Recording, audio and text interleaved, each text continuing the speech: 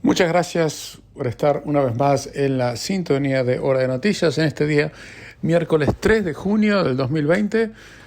Les acompaña Ezequiel Trumper por traerles, tenemos tanta información para compartir con todos ustedes y de todos los colores y de todos los matices en el día de hoy realmente. Como siempre, les recordamos nuestra señal 87.8 FM, frecuencia modulada como las radios de verdad. También pueden escucharnos alternativamente en la aplicación de Radio Austral gratis que tienen que descargar. ¿Quién no lo ha hecho todavía? Realmente, el que no lo ha hecho realmente no tiene excusa ya, ¿eh? Que puedan descargar en cualquier teléfono celular, cualquier marca y un sistema operativo, lo hacen, tienen Radio Austral, un sonido digital estéreo perfecto en todos lados, en los teléfonos como si fuera una radio portátil. Y es gratis además. También pueden escuchar este programa de Hora de Noticias y todos los anteriores en el momento del día, la noche, la madrugada, cuando ustedes quieran, a través de nuestro canal de YouTube, que tiene mi nombre, Ezequiel Trumper, a quien pueden ingresar a través de la señal de Radio Austral, radioaustral.com.au, también la página de Facebook de Radio Austral, que se llama Austral La Primera, también mi propia página de Facebook, Ezequiel Trumper, y la página de Facebook de internet de quien les habla, que se llama ezequieltrumper.com.au. También estamos en Twitter, @Ezequiel Trumper, así se escribe, y pueden seguirnos allí. Tenemos dos direcciones de Twitter, una Ezequiel Trumper hacia secas, para todas las noticias que tengan que ver con la realidad australiana y mundial en inglés.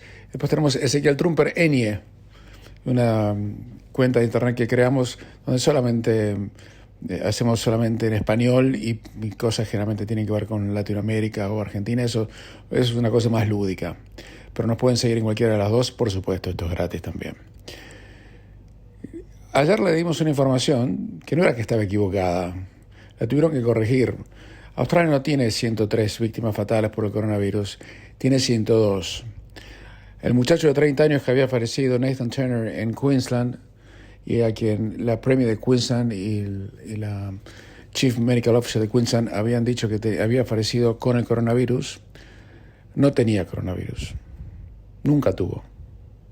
Es mentira. Se equivocaron. Usted puede decir, ¿cómo pueden equivocarse? Pues se equivocaron. A tal punto llegó el error que Janet Young, la doctora Janet Young, que ya debería haber presentado la renuncia, pero no creo que lo haga porque tienen cara de piedra, acusó a una amiga, una enfermera del fallecido, de haberlo contagiado de coronavirus, porque rompió algunas restricciones de viaje y fue de donde ella estaba trabajando a visitarlo al lugar de Queensland, donde creo que era en Townsville, donde él vivía. Lo acusó públicamente. Usted dirá, bueno, ya pasó. Usted, le pregunto, ¿cómo se sentiría si una figura prominente del establishment oficial lo denuncia a usted o lo acusa a usted por haberle causado la muerte a alguien que usted quiere? ¿Cómo le caería eso a usted? Bueno, seguramente no le caería bien. Bueno, y tampoco le cayó bien a nadie, pero por supuesto la doctora Young sigue así. Y Janet Young, así se llama, sigue siendo quien parece que está gobernando en Queensland con su número 2, la Premier Anastasia Palaszczuk. Se lo digo en broma, por supuesto, no es así, pero es como parecería. Mientras tanto, empezó no el juicio en la alta corte por si las fronteras en Queensland están cerradas conforme a la Constitución o no, sino que se presentó la demanda. Y en la demanda, que cuando se hace una demanda, tiene que haber un actor, un demandante. El demandado es el estado de Queensland. El demandante, en este caso, son varias empresas en Queensland que han sido afectadas por la clausura de las fronteras y que están perdiendo fortunas y más porque no puede entrar gente al estado. Y tuvimos oportunidad de leer la demanda judicial en sí y dicen que es inconstitucional porque el estado discrimina entre negocios que son de Queensland y que no son de Queensland, y que además la emergencia sanitaria no es tal, que no fue tal, porque además podían haberle pedido a cualquiera que quisiera ir a Queensland un certificado que tenían que eran COVID negativos y dejarlo entrar. No era tan difícil, ¿no? Pero esa es una de las partes de la demanda. Además, algo muy interesante, le pidieron al gobierno de Queensland que entregara a la Corte como evidencia cuál es el razonamiento, de su información pública, que utilizó la genial doctora Janet Young para prohibirle la entrada a cualquier australiano que no resida en Queensland, al estado de Queensland. Y no contestaron, todavía están esperando. Tiene obligación de darlo, legalmente lo van a tener que presentar sí o sí en algún momento dado. El tema es cuánto tiempo esto va a llevar hasta que haga una audiencia y haya una sentencia. Uno se imagina que los jueces de la High Court quieren lavarse las manos y no quieren meterse en esto. Y seguramente lo que estarán esperando es que en algún momento Palaszczuk abra las fronteras de manera tal que esto siga siendo una cuestión ya no judicial sino académica. Pero no lo sabemos. Mientras tanto, en New South Wales se anunció que a partir del día 13 de junio se van a abrir los gimnasios. Las restricciones para los gimnasios van a ser que las clases de gimnasia van a ser de no más de 10 personas, aunque pueda haber 100 personas utilizando las máquinas o haciendo ejercicios en otras partes del gimnasio con distanciamiento social. También se han reabierto, o se van a reabrir a partir del día 13 de junio, los lugares para hacer tatuajes, los salones de danza, los lugares para hacer masajes, los saunas y demás, con algunas restricciones que en los últimos dos casos prefiero no preguntar ni ahondar. Es una medida que va a tomar lugar solamente en el estado de New South Wales. En los otros estados todavía no se sabe. Así que de a poco va empezando a resurgir la vida normal. Ayer hice algo increíble, yo no podía creer, se me caían las lágrimas. Fui a un restaurante, me senté y me atendieron. Así que, y había más de 10 personas, o sea, porque ya pueden haber 50. Y recordé lo que eran las viejas épocas cuando uno podía ir a un restaurante y que alguien lo atendiera con un mozo en un mantel y demás, ¿no? Eso se lo digo en broma, no tanto, pero es en broma, para recordarle que los restaurantes están abiertos, los pubs están abiertos, los bares están abiertos, y lo interesante va a ser qué ocurrirá este próximo fin de semana, porque este fin de semana va a ser la primera vez que la gente más joven, o no tan joven, podrá salir. Los clubes también estarán abiertos, o estarán abiertos, aunque claro, están abiertos todavía, pero la gente no puede ir durante la semana porque todavía algunos trabajan. Y el resto irá este fin de semana y se podrá haber hasta 500 personas en el club, pero no todos en el mismo lugar, por supuesto.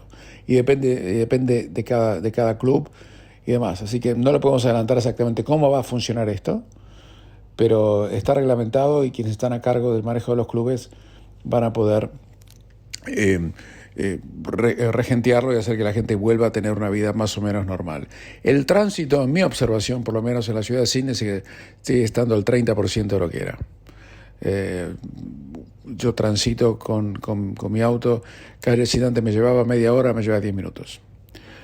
Incluso el túnel que va del centro a la ciudad, es el que tiene el peaje más caro del planeta, en mi opinión, y es una opinión autorizada, está casi vacío. Aún la parte que es gratis del túnel, que es cuando usted va de la ciudad hacia la zona de aeropuerto, que siempre está congestionado, que tiene que ir a 1 kilómetro por hora, bueno, ahora uno va como si fueran las 2 de la mañana. Así que todavía no ha vuelto a funcionar a pleno la economía, ni mucho menos. Recordemos que tenemos a 3,5 millones de personas en Job Seeker, y vuelvo a reiterar algo que les había contado ayer, que mucha gente ha abusado de Job Seeker. No voy a dar nombres, por supuesto, porque soy abogado, no vigilante, pero hay mucha gente muy rica que vio que hubo una baja en sus ingresos de 30% de un trimestre a otro. O en realidad, ¿saben lo que hicieron? No se lo cuenten a nadie, ¿no? Pero yo se lo cuento. Pero ustedes no lo hagan. Lo que hicieron le dijeron a sus clientes: mira, no me pagues ahora, págame después del 1 de julio. En serio, claro, después del 1 de julio así tengo una baja del 30% en este trimestre, y así entonces puedo cobrar el JobKeeper de aquí a fin de septiembre. Acuérdense que dentro de unas semanas o meses van a haber casos de millonarios que cobraron el JobKeeper. Acuérdese, yo, para ser absolutamente honesto y sincero con ustedes, yo no he reclamado, ni podría haber reclamado, porque no me corresponde, porque mis cosas han andado felizmente bien, el JobKeeper, pero sé de muchos hasta colegas míos que lo han hecho. Hacemos una pequeña pausa y continuamos. Es imposible que no sepan, y si no saben, se lo contamos ahora, que Estados Unidos está que arde. El presidente Trump hizo un discurso ayer eso a las 9:10 de la mañana, diciendo que si los saqueos y los robos y los destrozos a más de 70 ciudades importantísimas en Estados Unidos no cesaban, él iba a poner el ejército en la calle para parar. Y le reclamó a los gobernadores y alcaldes de esas ciudades y estados, muchos de los cuales son demócratas, no republicanos, que si no lo hacían con las fuerzas de la Guardia Nacional que les ponían a su disposición y con las fuerzas policiales que ellos ya tenían, entonces él iba a entrar, como dicen en Latinoamérica, con mano dura a poner orden en las calles. Eso no cayó bien, porque esto puede militarizar un conflicto que ya está que arde. Pero vamos a rebobinar un poquito. ¿Por qué esto empezó? Esto empezó porque un policía en la ciudad de Minneapolis, el estado de Minnesota, asesinó a un detenido de una manera que se vio por televisión que es espantosa. El policía está detenido y va a ser juzgado por homicidio en una corte penal en el estado de Minnesota. Eso motivó, no por primera vez en Estados Unidos, y seguramente no por última vez tampoco, protestas por la brutalidad de la policía. Pero eso se ha desbordado y hoy uno puede decir que se esté protestando por la brutalidad de la policía, porque cuando entran a romper negocios, a saquear tiendas en toda la ciudad de Estados Unidos, eso no tiene nada que ver, desde el punto de vista lógico, con la muerte de un ciudadano de color en el estado de Minneapolis. De Minnesota, en la ciudad de Minneapolis. Son dos cosas que ya no pueden estar relacionadas. Puede haber sido que fue el fósforo que prendió el fuego, pero ya no puede decirse que el fuego está sostenido por eso o que tiene legitimidad por eso. Entonces están los que dicen que Trump se ha excedido en diciendo lo que dice, que él tenía que haber dado un discurso conciliador, llamando a la concordia y a la paz. Y están aquellos que dicen que a estos tipos no hay manera de darle, que son fascistas, se llaman antifa, que ellos dicen que son antifascistas, pero son fascistas, van vestidos de negro, no se les ve la cara, rompen, atacan a las personas que defienden sus propios negocios, sus tintorerías, sus carnicerías, sus panaderías. Es más, en este momento los negocios en Estados Unidos ya no están con las puertas cerradas, han puesto grandes placas de madera para que no puedan romper los vidrios y entrar. Casi una guerra civil. Entonces están los que dicen una cosa, están los que dicen otra cosa. Ahora yo le voy a proponer el siguiente juego, o más, no es un juego, una pregunta. Si usted fuera Trump, ¿qué haría? Porque vamos a decir las cosas como son. Quienes están protestando, rompiendo, robando, no están haciendo un reclamo, no están diciendo, bueno, quiero que me den un 15% de aumento salarial, o quiero que cambien esta ley porque no me gusta. No están haciendo ninguna demanda, no están haciendo ningún pedido. Entonces, como no le hace ningún pedido al gobierno, o a ningún gobierno, el gobierno no puede negociar con ellos. Le va a decir, mira, te doy eso, arreglamos acá, hacemos un compromiso, vos dejás de romper todo y yo te doy el 15%, el 2% de aumento que pediste o lo que fuese. Entonces no hay con quién negociar. Entonces, si no hay con quién negociar y salen a romper todo y a saquear todo, ¿cuál es la alternativa? ¿Qué hacer? Porque no se puede negociar con una turba que lo único que está haciendo es romper, robar y si van a terminar matando también. No se puede. Han atacado gente inocente por defender sus lugares de trabajo, que no querían que le roben la mercadería, con saqueos y demás. Entonces, la pregunta que yo les hago a todos ustedes, yo no tengo la respuesta, es ¿cómo pueden negociar con ellos? Es tratar, o parecido, como tratar de negociar con un psicótico. Un psicótico no tiene noción de la realidad. Él cree que lo que ve es una cosa, pero no es lo que... Él cree que lo que está enfrente de él es rojo, pero él cree que es rojo, pero en realidad es azul. Usted no puede convencerlo de que es azul y no rojo, porque él lo ve rojo nada más. Entonces usted no puede negociar con un psicótico, porque tiene una enfermedad mental que le impide ver la realidad como es. Y se estructuró todo un relato dentro de su cabeza que justifica que como eso es rojo, él puede quebrar el pescuezo de ser necesario porque su causa es superior a la causa que usted tiene en la cabeza. Entonces, con un psicótico no se puede negociar. Esta gente que sale a romper y matar sin ninguna culpa además, porque una de las cosas que caracteriza a los psicóticos, yo soy abogado, no psiquiatra, pero de esto he leído, es que los psicóticos no tienen culpa, por eso son psicóticos. Bueno, esta turba, que son miles y miles de personas que se van a robar y matar y demás, no tienen conciencia porque están fanatizados. Entonces, ¿cómo hacer para negociar con ellos?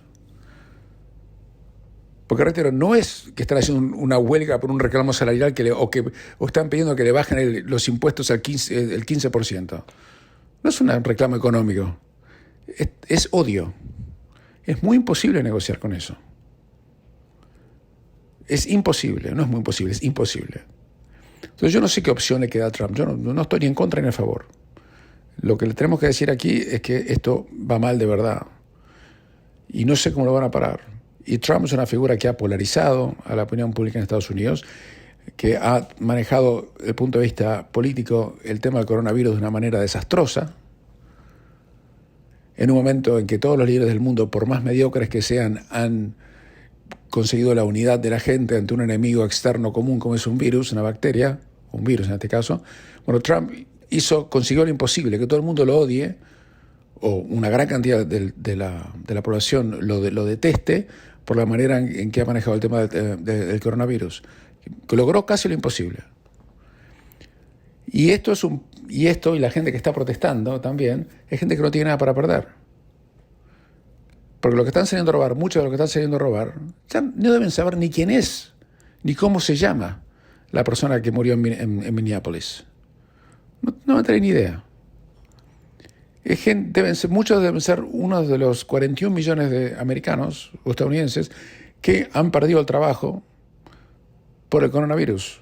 Porque Estados Unidos hoy tiene la cantidad más grande de desempleados en toda su historia. Y mientras esto ocurre, ya no se respeta el distanciamiento social, pues no va a haber distanciamiento social cuando uno enfrenta una turba o cuando una turba se acerca a uno.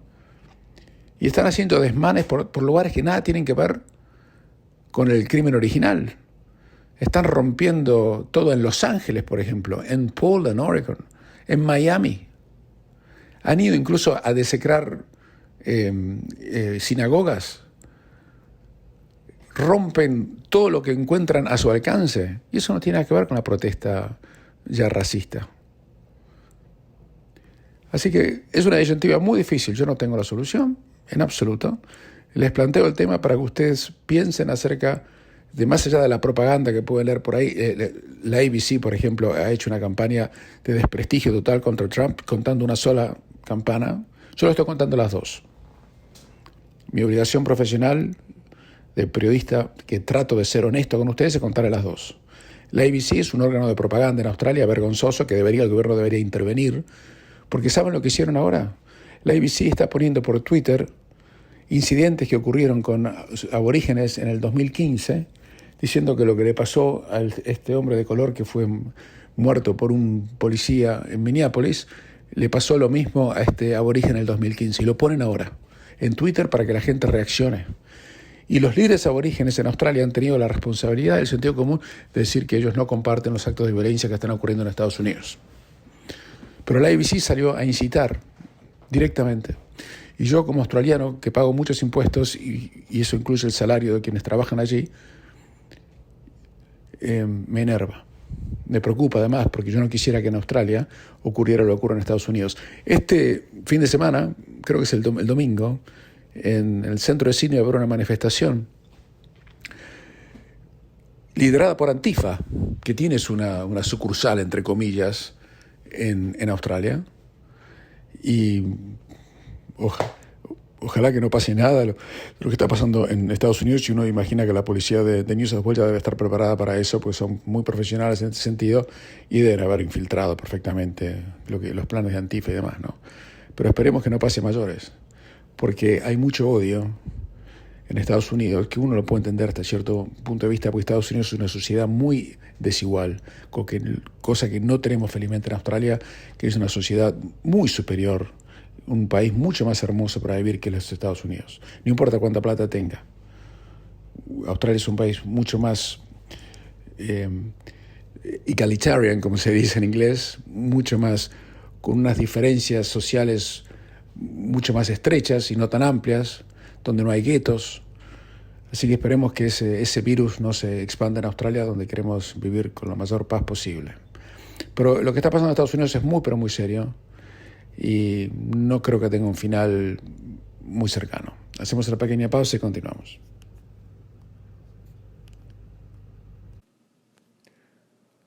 Este programa es auspiciado por mi estudio jurídico. Si quieren hacer cualquier tipo de consulta legal, llámame por favor al 0412-388-369, reitero, 0412-388-369, para cualquier tipo de consulta legal que desee realizar o cualquier otro trámite administrativo, burocrático que necesite hacer en materia de poderes o testamentos. Muchas gracias. Una de las industrias más afectadas por la pandemia, que ha cerrado casi en sectores impensables hasta hace poco, la industria en Australia, es la industria de la construcción. Los empleadores en la industria de la construcción están pidiendo que no tengan que pagar más horas extras los sábados y cortar los turnos de los casuales con alrededor de 2 horas, diciendo que el 30% de los negocios en la industria de la construcción podría cerrar para siempre si la condición no mejora en el próximo año. Y dicen que lo que están tratando de lograr es una medida paliativa para poder salvar un sector que está al borde del colapso porque hoy no se está construyendo nada.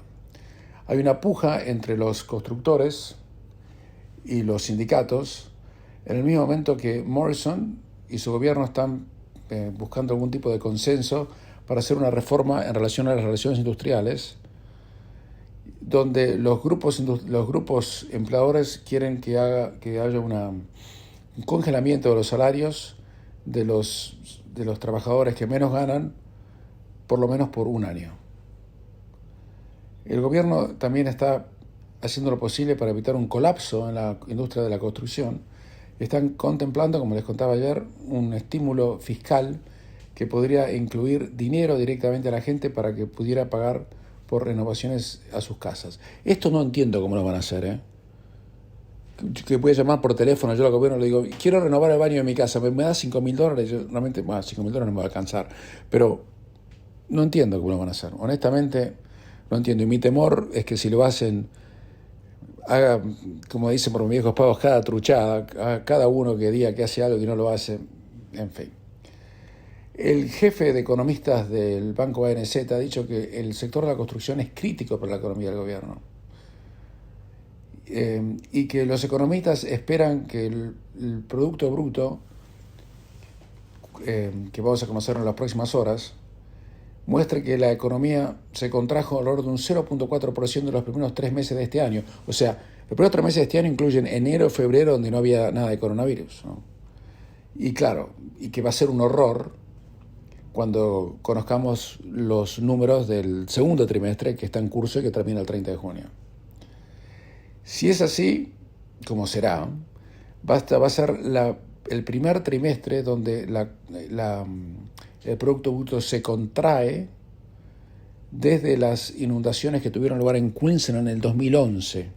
Desde ese momento, jamás Australia tuvo un solo trimestre donde no creció la economía. Así que estamos en un momento que yo le diría es más que crítico. Estamos en un momento en que no sabemos para dónde puede salir disparada la pelota. Y como les decía ayer, este es un año simplemente para pasarlo. Ayer quizás exagerado, pero lo vuelvo a reiterar. Esto no es un año para crecer, este no es un año para expandirse, Este es un año simplemente para poder contar que uno lo vivió y sobrevivirlo. Hacemos una pequeña pausa y continuamos.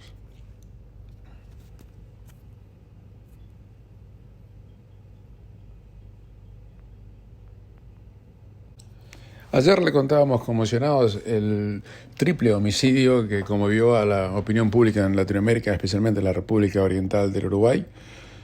Y hoy le podemos decir con algo de consuelo y satisfacción que la policía de Uruguay detuvo ayer a 3 personas sospechadas de estar involucradas en el asesinato de los 3 infantes de Marina que ocurrió el domingo pasado. Según una fuente de las Fuerzas de Seguridad uruguayas, uno de los detenidos fue identificado como un tal Christopher Zubia, que es de nacionalidad colombiana, hijo de uruguayos, quien había ingresado a los fusileros de la Marina Uruguaya, que se conoce con la sigla de FUSNA, en el 2014 y fue dado de baja en el 2017. Zubia, o Christopher Zubia, fue apresado por las autoridades uruguayas junto a una mujer y otro hombre, cuyas identidades aún no conocemos. El ministro del Interior, Jorge Larrañaga, aseguró que la policía ya cuenta con detalles importantes para resolver el caso, pero explicó que no se harán públicos para no entorpecer la investigación, que es un código para decir no queremos avivar giles y no queremos decir a los que están involucrados en esto que es lo que estamos haciendo. El ministro Larrañaga dijo: quiero ser claro, en el Uruguay no van a ganar las bandas criminales, sino el Estado de Derecho, y que sepan que seremos implacables con los responsables. El ministro además destacó que en los allanamientos fueron hallados 3 cargadores de pistolas calibre 9 milímetros y una pistola Glock numerada, pero no quiso confirmar si se trataba de las armas de reglamento que les robaron a los soldados asesinados. Los detenidos van a prestar aclaración en las próximas horas. Los oficiales masacrados, ya que Uruguay es un país tan chico, quizás algunos de ustedes los conozcan, fueron identificados como, chicos en el sentido de población, ¿no? 3 millones apenas. Fueron identificados como Alex Guillenea, Alan Rodríguez y Juan Escobar, oriundos de los departamentos de Tacuarembó y de Rivera. Tenían 22, 25 y 32 años respectivamente. 2 de ellos tenían un tiro en la cabeza, creo sea que los ejecutaron, y el tercero fue hallado en posición fetal rodeado de sangre. Fueron encontrados en un puesto de guardia del Cerro de Montevideo a las 8 de la mañana del domingo, hora uruguaya. Allí están instaladas antenas de comunicación de la Armada, de la Presidencia y de la Unidad Reguladora de Servicios de Comunicaciones. El presidente uruguayo, Luis Lacalle Pou, que decretó 2 días de duelo nacional por el triple homicidio, prometió combatir, perseguir y capturar a los responsables. Dijo: no estamos dispuestos a que se naturalice la violencia en Uruguay. La línea de investigación más fuerte de la fiscal del caso, que se llama Mirta Morales, apunta al mundo de las organizaciones de narcotraficantes que operan en el territorio uruguayo. Era como le decíamos ayer, eso tenía todos los... no es que quien les habla sea un experto en el tema, porque no tengo ninguna capacidad en el tema, pero parecía obra de narcotraficantes, ¿no? Dicen que las organizaciones de narcotraficantes que operan en Uruguay se dividen en 2 sentidos. Uno apunta al robo de las pistolas que portaban los oficiales, considerando el elevado valor que pueden tener en el mercado negro, ya que pueden alcanzar los $5.000 por pistola, o en trueque por 1 kilo de cocaína que pueden intercambiar con narcos brasileros, según confirmaron fuentes cercanas a la investigación. En paralelo a su valor material, el crimen también podría haber sido un mensaje a las fuerzas de seguridad uruguayas. De hecho, podría haber sido el más fuerte de una sucesión de mensajes, considerando que la Armada y otras reparticiones que tienen a su cargo la lucha contra el narcotráfico en el Uruguay sufrieron en las últimas semanas ataques con bombas e intentos de robo. Para los investigadores, aquí puede haber un hilo conductor que conecta todos los casos. Y un alto oficial del ejército uruguayo dijo: en inteligencia, una vez es coincidencia, 2, acción enemiga. Hacemos una pequeña pausa y continuamos. Por ahora, las noticias que podemos dar en relación a la pandemia a nivel mundial son alentadoras. En Australia, ya le dijimos al principio de este resumen de noticias, que el número de infectados ya era insignificante, que en realidad no teníamos 103 muertos, sino 102. Y la otra noticia es que en Europa también está bajando el número de casos. Ayer Italia registró solamente, entre comillas, 60 muertos y 178 nuevos contagios, que es el número más bajo desde el inicio de la pandemia. Y también dijeron que en las últimas 24 horas se han curado 848 personas y se ha reducido el número de actuales enfermos a 708. En 708, y tienen obviamente hoy 41.367 pacientes. La cifra de muertos con coronavirus en Italia se elevó hasta los 33.475 desde que se inició la pandemia y la emergencia el 21 de febrero pasado. En las últimas horas dicen que se han curado 848 personas y han empezado a reabrir sus puertas algunas joyas culturales italianas, y que tienen muchas, como el Coliseo de Roma, que estuvo cerrado durante 3 meses por la pandemia. También con la apertura del Coliseo, Italia recuperó uno de sus símbolos principales, pero hay un panorama bastante raro. No hay colas para turistas y unas medidas de seguridad impresionantes. Mientras tanto, en el mundo hay confirmados 6.374.000 casos de coronavirus, con 377.579 muertas y casi 3 millones de gente que se ha recuperado. De los casos activos de coronavirus, el 98% se ha recuperado sin problemas y solamente el 2% presenta estados críticos. El país con más víctimas en el mundo a la medianoche de ayer era Estados Unidos, con 107.000 casos prácticamente, seguido por el Reino Unido con casi 40.000. Lo que le quiero decir es que el Reino Unido es mucho peor que lo que está pasando en Estados Unidos, porque en Estados Unidos tienen 331 millones de habitantes y el Reino Unido tienen 67 millones. Y la tasa de mortalidad per cápita en el Reino Unido es muy superior a la de Estados Unidos. Es más, la tasa de mortalidad per cápita en el Reino Unido es de 575 personas muertas por cada millón de habitantes. En Estados Unidos es 323. El país de Europa que tiene mayor cantidad de muertos por millón de habitantes es España, con 580 personas fallecidas por millón de habitantes. En Francia tienen 442. En Italia 554, reitero, muertes por millón de habitantes. En Latinoamérica el peor país es Brasil, con 141. Chile tiene hasta ahora 1.113 muertos y 58 millones de habitantes. Pero quiero hacer ya que a los argentinos les gusta hacer muchas comparaciones, el presidente argentino, no yo, entre Chile y Argentina, les voy a contar algo. Chile tiene 1.113 muertos, una cifra muy triste y lamentable, pero han diagnosticado con coronavirus a 105.000 personas. Por otro lado, la Argentina tiene 556 muertos, o sea, la mitad que en Chile, pero en vez de haber diagnosticado a más de 100.000 personas con coronavirus, Argentina solamente diagnosticó a 17.415. Y eso da una tasa de mortalidad muy superior, comparativamente hablando. Y el problema en Argentina sigue siendo que no testean a nadie. Tiene una tasa de testeo más baja del mundo. La tasa de testeo argentina es de 3.630 personas por millón de habitantes. Es una tasa bajísima. En Colombia han testeado 6.700 personas por millón de habitantes. Colombia tiene 969 muertos. Y en Chile han testeado a 600.000 personas. Así que, y tienen una tasa de promedio de testeos por millón de habitantes de 31.000. Esto para poner en perspectiva dónde estamos parados. En general, haciendo un resumen, se ve que la pandemia está bajando, que hay cada vez menos casos y que la cosa se va más o menos estabilizando. Pero van 28 minutos del primer tiempo y falta mucho por jugarse. Porque se están abriendo las economías y vamos a ver si aparece una segunda ola o si esto va desapareciendo y la cosa se estabiliza. Ojalá que sea lo segundo, porque lo primero sería un desastre. Hacemos una pequeña pausa y continuamos. Por supuesto, todo lo que les acabo de contar en relación al coronavirus no tiene relación con Australia, país que está prácticamente dejando atrás la pandemia con una tasa de contagios prácticamente nula. La curva ya no está achatada, sino está prácticamente destrozada. Así que si usted vive en Australia, es una persona muy, pero muy afortunada en el mundo hoy por hoy. Tenemos, por supuesto, todavía que resolver el tema de las fronteras internas, que sigue siendo una lacra para poder volver a tener la vida que teníamos antes. Pero aquí en Australia usted prácticamente tiene garantizadas dos cosas. Primero, que las chances de contraer el coronavirus son prácticamente insignificantes, como siempre hago la misma broma, la voy a volver a hacer. Tiene más chance de que lo parta un rayo escondido en un sótano, un quinto subsuelo.